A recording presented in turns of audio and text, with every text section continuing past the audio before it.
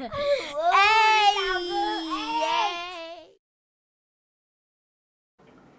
right, Mr. Vaun Mays, nice to meet you. Peace, pleasure. All right, so keep introducing people who you are and what you do. Vaun Mays, community activist. I am the founder of Program the Parks MKE and Community Task Force MKE, also known as Comforce MKE.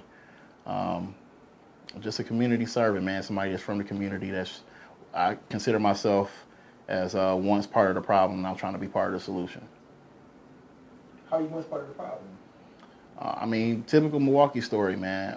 Well, a little bit different for me, but as a teenager, some of the stuff that we seeing now, teenagers doing. I mean, I stole cars, carried guns, did crimes. I mean, we raised hell around the city. So I kind of look at my adult years as paying that back or paying that forward, and that's pretty much why I say that. So you mentioned the stealing cars. Mm-hmm. How do you feel about the severity of the stealing cars now, such as the group? What do they call themselves?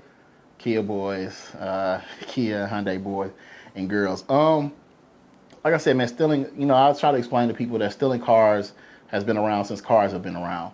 Actually, it was a lot worse back in those days when cars were not, everybody couldn't afford cars. So the element of crime, gangs, mobs, whatever, mafia, I mean, they all dealt in stealing cars. So same as when I was a young person, a lot of the reasons are the same. The only difference is now you have clearly 1 and 2 companies who have started developing vehicles that are this easy to steal. Not only that, these young people are a social media culture, which clearly there's information on social media that's teaching them how to steal these cars. So this is the first time that a mass of young people have been able to learn this skill or how to do this. That was not the case when I was younger. You either had to hop in the car when somebody left it running, rob them, which was rare, or you had to know how to peel the car up, which very few people knew how to do. So this is why we're seeing the difference. So how do you combat that as an activist? One, a lot of people don't like to, when it comes to blame, a lot of people like to blame the young person themselves, right? And the young person has an element of blame in that this is a behavior and something that they're doing, of course. But right now, finally, and we've seen this a little since this issue has come up, but now there's even a lawsuit against those companies because, in my opinion, as a manufacturer, you should know they recall cars for less. So if you're selling a car to a multitude of people that is this easy to steal, there is a responsibility on the manufacturer to correct that, and they haven't. And so now the city is even moving toward a lawsuit with them. So there's shared liability with the company, of course, with the young people, and with the city in general for not listening. In 2016, where all of this started to come ahead with the young people, we sounded the alarm then that something was wrong and that these young people needed resources, these young people needed our attention, and we needed to do something. And the city has not listened. People have not properly addressed the ills of this city, and this is why we continue to see the rise in everything that we are seeing. Okay. So have you reached out to any of the young people, or what do they say? Have you spoken to any of them? Have you spoken to? Yeah, I mean, again, I'm a young person who was involved in this. So one, I know a perspective from it, from both sides. I also had a parent as a young person who was still in cars. You know what I'm saying? So I know those perspectives from a personal level. On top of that, this was happening when we first started dealing with youth.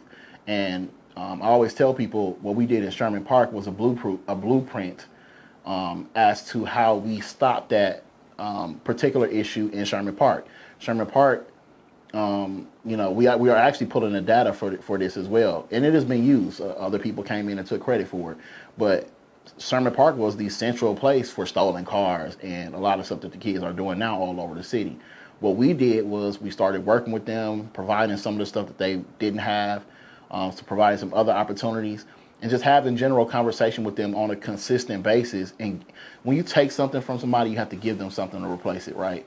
So this is what they're doing for fun. This is what they're doing for money and other reasons. So we kind of fill that in with other things and wean them off of those particular behaviors. So, you know, Dave told us, and I know this from doing it myself, some of this is adults sending them out to do this. Some of this is stealing cars for parts. Some of this is stealing cars for insurance claims. Some of this is stealing cars, you know, for fun, you know, joyriding. And some of it is just, you know, with the joyriding and having fun, the social media thing of just doing crazy, extreme things and getting a shock value and a notoriety that way. So it's a multitude of different reasons why it's happening. And you have to approach each young person or case depending on why they're doing it, because they're not all doing it for the same reason. Hey!